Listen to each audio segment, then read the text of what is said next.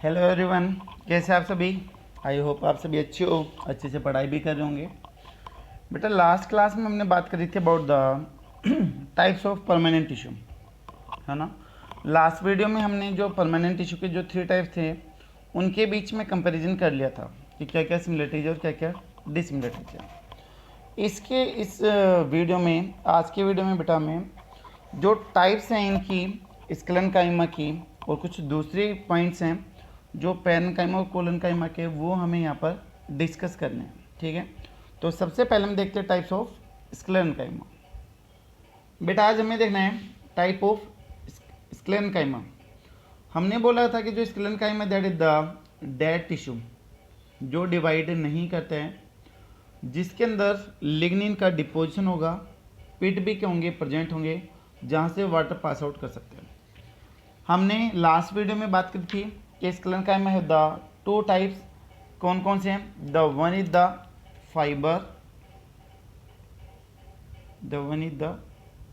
Fibre, and the second one is the sclereids. Fibre और sclereids दो चीज़ें मिलती बेटा किसमें? स्क्लेरेंकाइमा में। इन दोनों को हमें एक साथ में देख लेना है, कंपैरिजन भी हो जाएगा और साथ में इनको हम डिस्कस भी कर लेंगे। तो बेटा सबसे पहले हम बात करते हैं किसकी? फाइबर की। कि जो फाइबर है that is elongated in nature, लंबा है। इसके अलावा उसकी जो एंड है that is the tapering and. बेटा टेपरिंग एंड का मतलब नुकीले, है ना, पहने होंगे। इसके अलावा दे आर अनब्रांच्ड, कोई भी इनके अंदर ब्रांचिंग नहीं होगी। इसके अलावा provide strength when present in bundle form. Main इनका काम है स्ट्रेंथ प्रोवाइड करने का।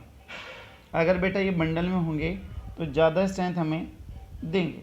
ठीक है, अब ये दिखाई कैसे देते हैं वो चीज़ देखिएगा। यहाँ पे मैं एक फाइबर का डायग्राम ड्रॉ करने लग रहा हूँ।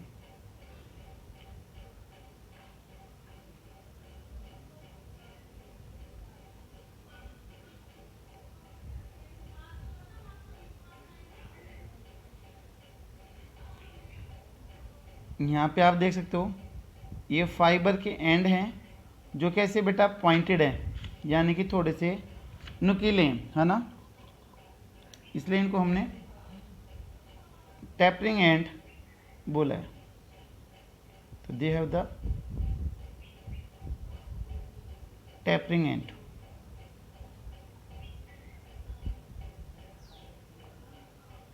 आप बोलो कि सर आपने इनको बीच में से डिसकंटिन्यूस क्यों कर दिया है?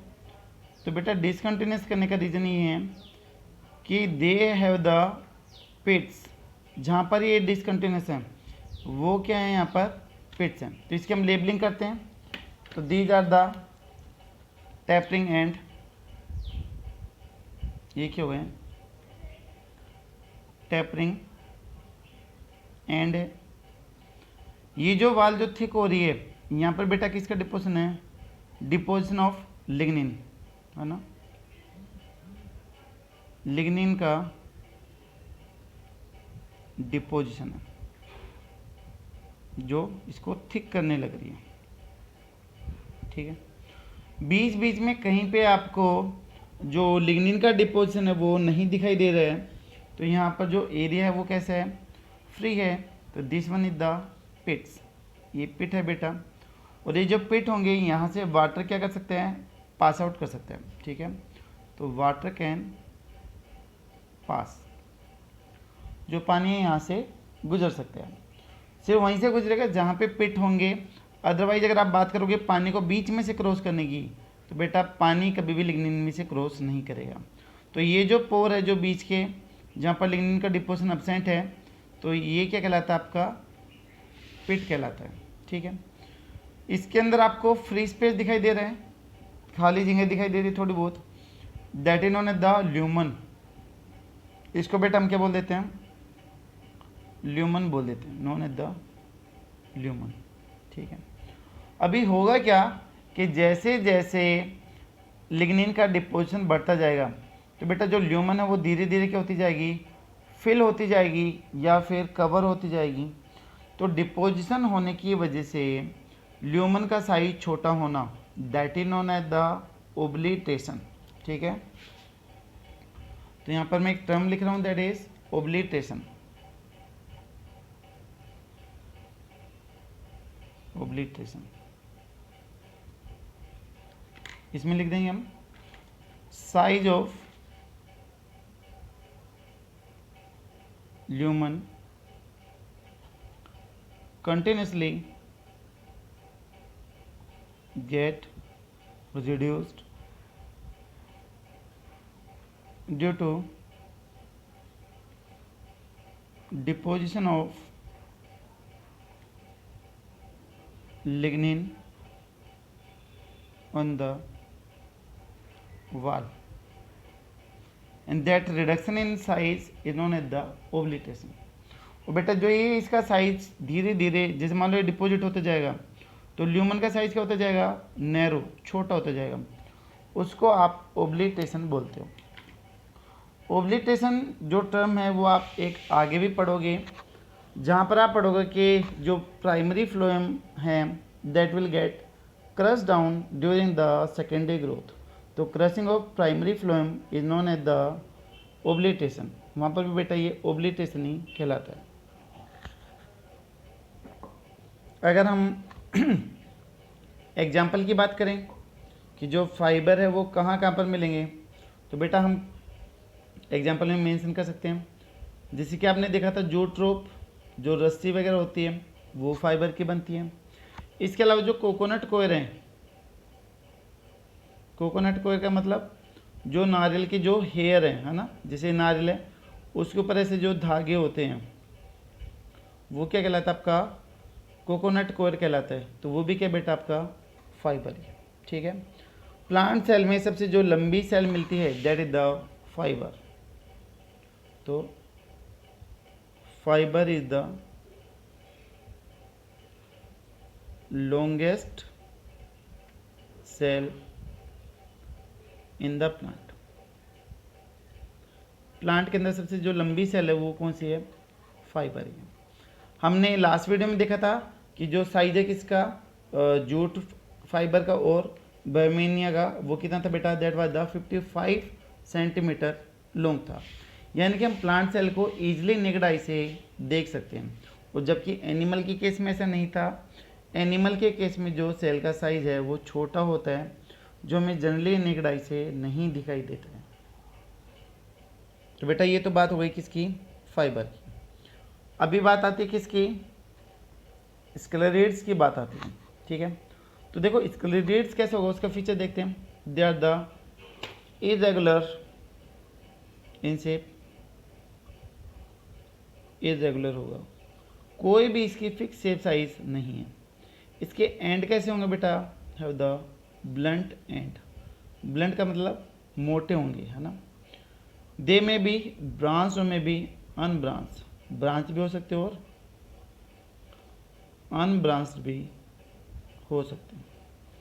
दे are the thick and hard, ये थिक और हार्ड होंगे। ठीक है, तो जैसे मैं बात करूँ कि कहाँ पर मिलेंगे, पहले एग्जांपल पे आ जाते हैं। तो जैसे हम कोकोनट की बात करें तो आपने कोकोनट कोयर को हटा दिया, उसके जो धागे होते हैं, जो फाइबर होते हैं बेटा वो आपने हटा दिए। अभी कोकोनट के नीचे से एक लकड़ी की बोल से निकलती है, जो गोल होती है, स्फेरिकल होगी, लकड़ी के जैसे दिखाई देते हैं। वहाँ पर ऐसे 3 ब्लैक कलर के डॉट दिखाई देते हैं। तो बेटा जो ये लकड़ी की जो बोल सी है, जो सेल है, वो किसकी बनी हुई है, स्क्लेरेट्स की बनी हुई है। इसके अलावा तो एक एग्जांपल हो गया हमारा कोकोनट। इसके अलावा हम बात करें किसकी, आलमंड की, बादाम की, जो अनसेल्ड है, जो बिना छिला हुआ जो बादाम है, उसकी अगर हम बात करें तो उसके ऊपर भी एक लकड़ी की कोटिंग से होती है ऐसी, तो वो भी स्क्लेरेट्स की बनी हुई है। इसके अलावा बेटा वालनट, जिसको आप अखरोट बोलते हो, इरेगुलर स्ट्रक्चर होती है ऐसी, उसकी भी जो सेल है वो भी किसकी बनी हुई है, स्क्लेरेट्स की ही बनी हुई है। तो कुल मिला के जो ड्राई नेचर, जो हार्ड नेचर आ रहा है, जो थिक नेचर आ रहा है फ्रूट्स में, ड्राई फ्रूट में, वो किसकी वजह से आ रहा है, स्क्लेरेट्स की वजह से ही आने लग रहा है। ठीक है, तो coconut, walnut and the almond, they have thick and stony nature due to presence of स्क्लेरेट्स। किससे बेटा, वो स्क्लेरेट्स से ही है। ठीक है, और अभी हमने बोला है कि जो स्क्लेरेट्स हैं, है ना, उसके दो टाइप बोले थे कि दे में भी ब्रांच और में भी अनब्रांच। आपको ब्रांच और अनब्रांच दिखाई दे सकते हैं। तो मैं यहाँ पर बना दूँ कि अगर मान लो मैं इस तरीके से दिखा दूँ तो ये कैसे हो गया, अनब्रांच हो गया। और अगर मैं ऐसे दिखा दूँ तो ये कैसे हो गया, ब्रांच्ड हो गया। तो दैट में बी अनब्रांच्ड स्क्लेरेट, और ये कैसे हो गया, ब्रांच स्क्लेरेट हो गया। ठीक है, अगर हम इस स्क्लेरेट का टीएस ले बेटा, अगर इसको हम कट करके देखें तो एक स्क्लेरेट्स कैसे दिखाई देगी वो हमें यहाँ पर देखना है। तो यहाँ पर मैं लिख देता हूँ टीएस ऑफ स्क्लेरेट कैसे दिखाई देगा। ठीक है, देखिएगा अभी।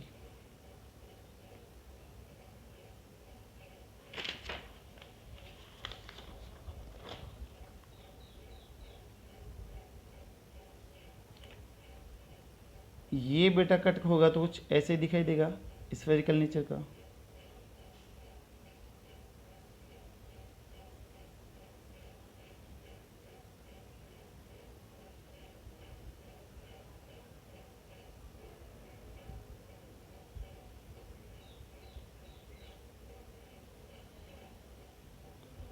ये देखो, ये क्या हो गई आपकी स्क्लेरेट का टीएस है।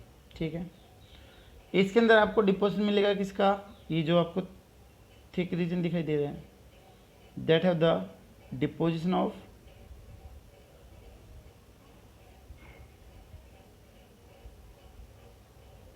लिग्निन। किसका डिपोजिशन हो गया बेटा, ये लिग्निन का डिपोजिशन है। तो this one is the lignin deposition.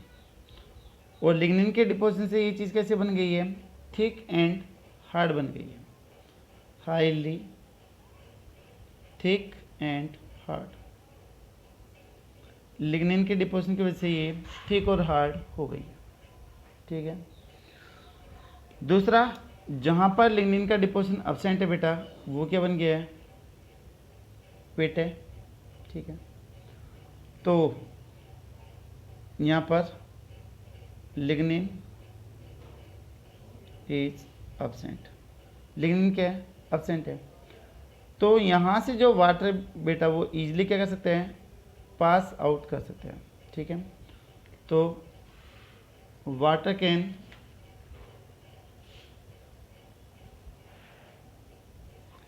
easily pass, they will pass out through the pit। पिट से जो पानी है वो इजीली पास आउट हो सकते हैं, चाहे आप फाइबर की बात करें चाहे स्क्लेरेट की बात करें। In case of both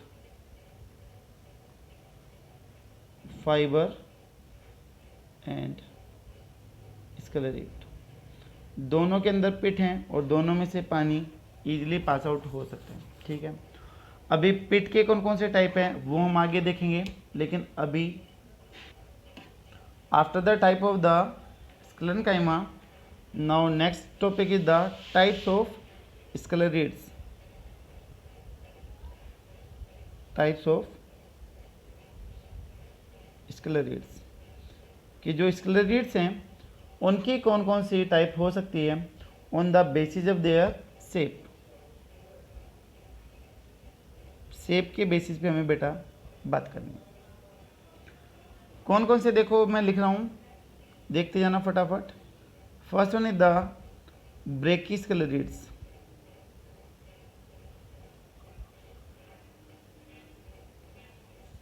ब्रेकिस्केलेरिड्स also known as the stone cell,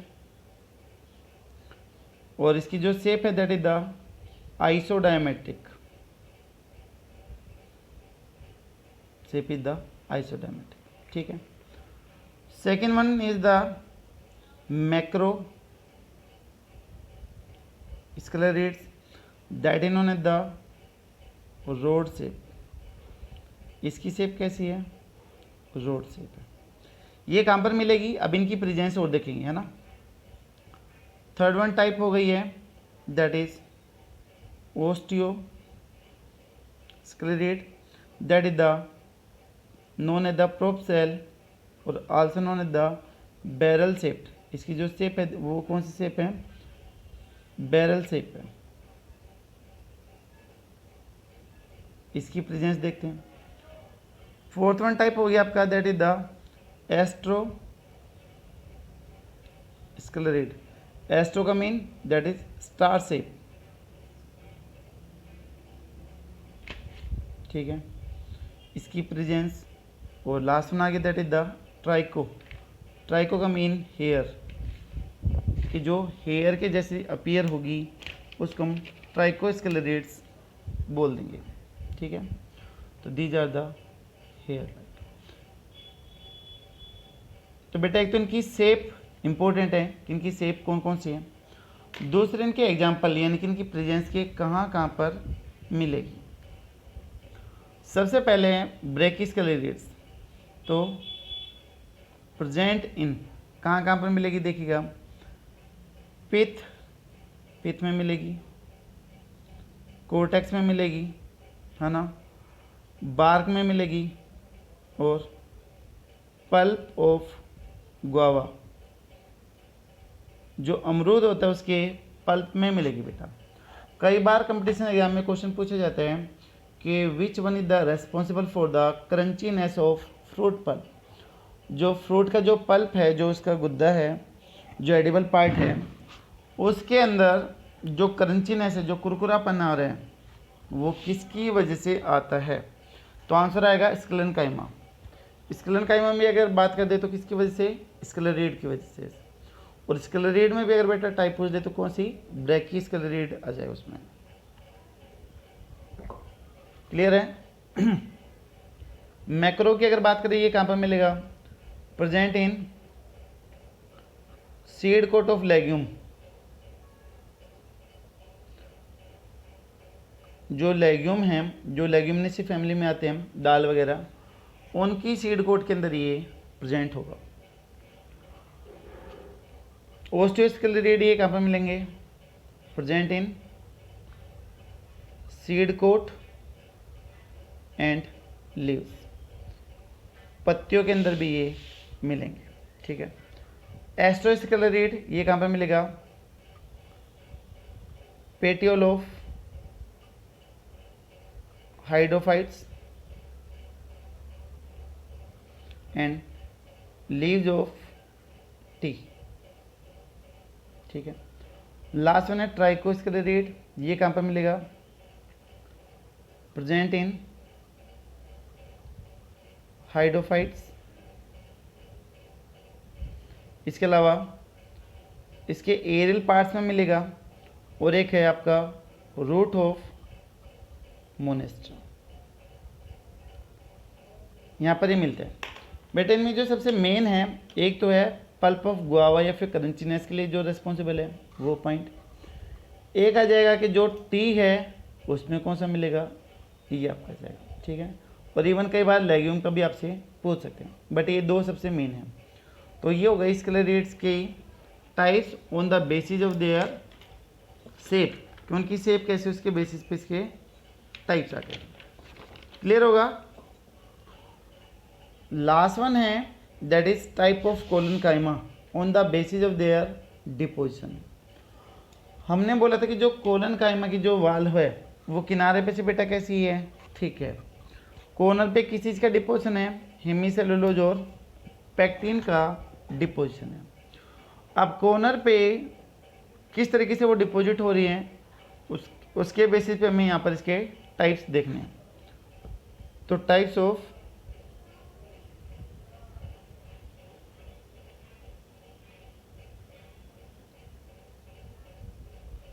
collenchyma, collenchyma की टाइप्स हमें डील करनी है। कौन कौन से टाइप है बेटा,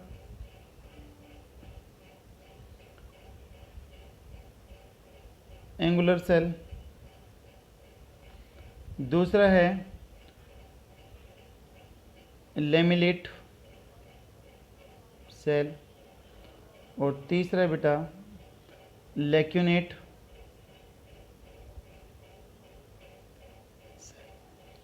ये 3 डिफरेंट टाइप ऑफ सेल्स हैं किसकी जी, 3 टाइप्स हैं कोलेनकाइमा की on the basis of their deposition.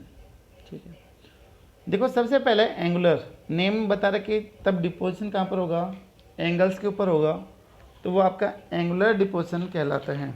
When deposition take place at the angle, तो known as the angular deposition. तो कैसे,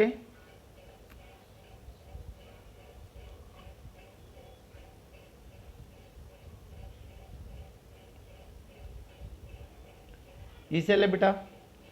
अब जो डिपोजिशन हो रहा है मैटर का वो कहाँ पर हो रहा है, एंगल्स के ऊपर हो रहा है।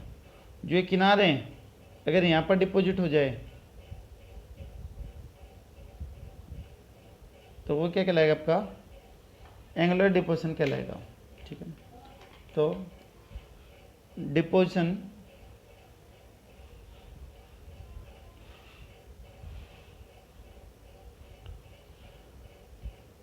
प्रेजेंट एट कॉर्नर, तब कॉर्नर के ऊपर मिले तो आप उसको एंगुलर बोल दोगे। और एंगुलर में एग्जांपल क्या जाएगा बेटा आपका, that is marigold. Example is the marigold. दूसरा कौन सा है, लेमलेट। लेमलेट में क्या है कि बेटा कुछ सेल है,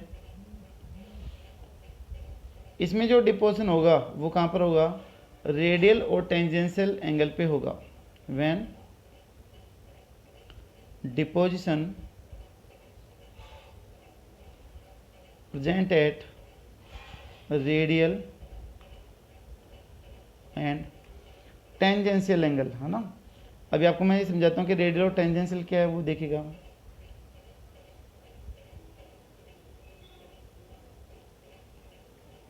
इसमें एग्जांपल आ जाएगा आपका, दैट इज द सनफ्लावर। देखिए अभी 2 वर्ड, एक तो है रेडियल और एक है टेंजेंशियल। ये है कि वो चीज़ समझिएगा, जैसे मान लो मेरे पास में ये डस्टर का बॉक्स है, ठीक है, इसके अंदर डस्टर भी है भाई। तो मैं बोलूँ कि जहाँ से मैंने अभी इसको पकड़ा हुआ है, ध्यान देना, जहाँ से मैंने इसको पकड़ा हुआ है, ये मैं ऐसे समझा दूँ, जहाँ से अभी मैंने इसको पकड़ा है, ये तो कौन सा हो गया, टेंजेंशियल एंगल। ठीक है, दिखाई दे रहा होगा, जहाँ पे मेरी फिंगर है, थंब और फिंगर है, that position is the tangential. ठीक है, अभी जहाँ से मैंने इसको पकड़ा हुआ है, जहाँ पे मेरी फिंगर है दोनों, this one is the radial. ये कौन सी हो गई, रेडियल। तो डिपोजिशन कहाँ पर होगा, यहाँ पर होगा, यहाँ पर होगा, यहाँ पर होगा और यहाँ पर होगा। कहाँ पर नहीं होगा फिर, ये जो हैं आमने सामने की जो ये हैं, जहाँ पे आपको 3 रस्टर दिखाई दे रहे हैं इमेज में, पीछे की तरफ 3 रस्टर दिखाई दे रहे हैं, तो इनके अंदर बेटा इस पोजीशन पर डिपोजिशन नहीं होगा, बल्कि ऊपर, नीचे, राइट में और लेफ्ट में, यहाँ पर आपका क्या होगा, डिपोजिशन होगा। क्लियर है। तो ये कहलाता है आपका रेडियल एंड टेंजेंशियल एंगल, जो सनफ्लावर के अंदर प्रेजेंट होगा। बेटा लास्ट वन है लेमलेट। इसको मैं नीचे की तरफ समझा देता हूँ। यहाँ पर ऐसी 3 सेल्स हैं, इसके बीच का स्पेस जो बच गया, अगर यहाँ पर कोई चीज़ डिपॉजिट हो जाए तो that is known the lacunate. When deposition take place in intercellular space that is known as the lacunate. When deposition present in the intercellular space, मैंने आपको दो तरह के स्पेस बताया था। जो ये बीच का है, जो सेल के बीच में, this one is the intercellular space. कौन सा ये? इंटर। जो सेल का बेटा खुद का स्पेस है वो क्या कहलाता है आपका? Intracellular space. तो इंट्रा का तो मतलब होता है सेम, जो सेम सेल का स्पेस है। इंटर का मतलब होता है बिटवीन, बीच में। तब 2 3 4 सेल के बीच का जो स्पेस आ गया that is the intercellular space. ठीक है, तो यहाँ पर आपका एग्जांपल आ जाएगा दैट इज कैलोट्रोपिस। इन तीनों के अगर आपको एग्जांपल याद करना है तो उसके लिए एक छोटा सा कोड है। पहला था आपका मैरीगोल्ड, दूसरा सनफ्लोर और तीसरा है आपका कैलोट्रोपिस। तो MSc एक डिग्री है that is master of science. तो M का मतलब कौन सा हो गया आपका? मैरीगोल्ड। S का मतलब सनफ्लावर और C का मतलब कैलोट्रोपिस। और अपना कोड क्या बन गया? MSc, master of science. ठीक है, तो बेटा यहाँ पर आपका जो सिंपल परमानेंट टिश्यू था उसके जितने भी टाइप थे, जितने भी छोटी छोटी टर्म्स थी, वो हमने सारी यहाँ पर कंप्लीट करी। एक छोटी सी चीज़ और बचती है कि हमने पैरेन्काइमा का काफ़ी कुछ पार्ट कवर कर लिया था। फिर भी एक बार मैं रिवाइज कर देता हूँ और कुछ चीज़ बची हो तो आप बता देना। अगर पैरेन्काइमा में क्लोरोफिल मिले तो आपने उसको क्या बोला था? क्लोरेन्काइमा। याद होगा, जो फूड फॉर्मेशन में हेल्प करते हैं। अगर वो सिक्रेशन में हेल्प करे, ऑयल या नेक्टर को रिलीज करे, तो उसको हम क्या बोलते हैं? आइडियोब्लास्ट बोलते हैं। और अगर वहाँ पर एयर प्रेजेंट हो जो उसको बायंसी नेचर प्रोवाइड करे, तो उसको आप क्या बोलोगे? एरेन्काइमा बोल दोगे। और लास्ट जो इसका मेन काम था वो कौन सा था बेटा? स्टोरेज, है ना। पैरेन्काइमा में मेन काम था स्टोरेज का, जो फूड और वाटर को स्टोर करके रखेगा। जैसे कि एंडोस्पर्म में फूड स्टोर हो रहा है तो वहाँ पर आपका पैरेन्काइमा मिलेगा। जीरोफिटिक प्लांट में सैप प्रेजेंट है, वाटर मिनरल्स प्रेजेंट है, तो वहाँ पर क्या होगा? आपका पैरेन्काइमा। ये हम पहले पढ़ चुके हैं लास्ट वाले वीडियो में, तो वो मैं नहीं लिख रहा हूँ। यहाँ पर बेटा हमारा सिंपल परमानेंट टिश्यू और उसके टाइप्स कंप्लीट। तो बेटा यहाँ पर हमारा सिंपल परमानेंट टिश्यू और उसके टाइप्स कंप्लीट होते हैं। In next video we will discuss about the complex permanent tissue, जिसके अंदर में जाइलम फ्लोएम को डिटेल से पढ़ना है। ठीक है, आई होप शायद आपको सिंपल परमानेंट टिश्यू और उसके टाइप्स अच्छे से क्लियर होंगे। अगर प्लीज़ कोई भी डाउट है तो कमेंट बॉक्स में ज़रूर लिखिएगा। अदरवाइज़ मन लगा के अच्छे से पढ़िएगा और हो सके तो अपने फ्रेंड्स को भी वीडियो शेयर कीजिएगा ताकि वो भी अच्छे से मेहनत कर सके, अच्छे से पढ़ सके। ठीक है, थैंक यू सो मच बेटा।